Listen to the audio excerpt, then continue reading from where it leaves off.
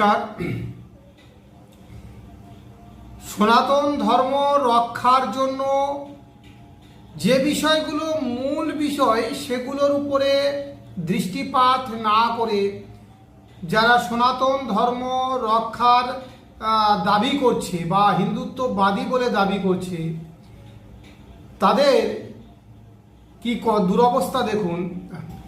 কাকদ্বীপে যা মা কালীর মূর্তি এবং মহাদেবের মূর্তি ভেঙে দেওয়ার প্রতিবাদী কাকদ্বীপ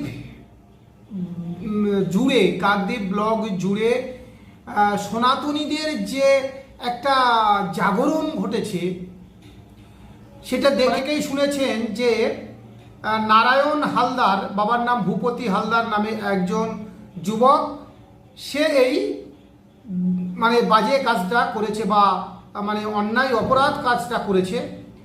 এবং আপনারা নামটা শুনে নিশ্চয়ই বুঝতে পারছেন যে কোনো একটা হিন্দু বা সনাতনী ঘরের সন্তান নিশ্চয়ই, এবং নাম নারায়ণ, অন্য কিন্তু নাম নয়, বিষ্ণুর একদম অবতার তিনি নারায়ণ সত্যযুগে। তিনি এই কাজটা করাতে এবারে বলুন তো আমাদের মান সম্মান কোথায় থাকলো, আমাদের লজ্জা কোথায় থাকলো?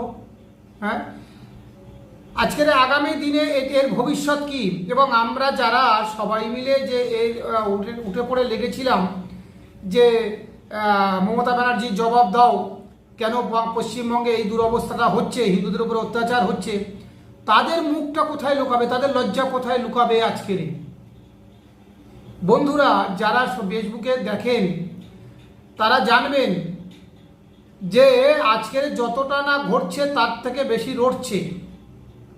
আজকের কেন নারায়ণ হালদারের নাম উঠে আসবে? আর আমরা কি চাই? সনাতন ধর্ম রক্ষার জন্য যেটা দরকার সেইগুলো বিষয়ে যেদিন আমরা কোনো কর্ণপাত করছি না, আর যেটা অপ্রয়োজনীয় জিনিস সেগুলো নিয়ে আমরা যেভাবে উত্তেজিত হচ্ছি, উচ্ছৃঙ্খলতা দেখাচ্ছি, অবিবেচকের মতন কাজ করছি, সেটা আমাদের কাছে অন্যায়।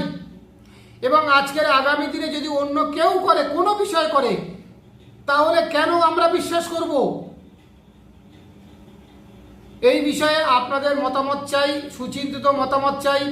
এভাবে একজন দায়িত্বশীল নাগরিকের কাজ হতে পারে না, একজন দায়িত্বশীল হিন্দুত্ববাদের কাজ হতে পারে না।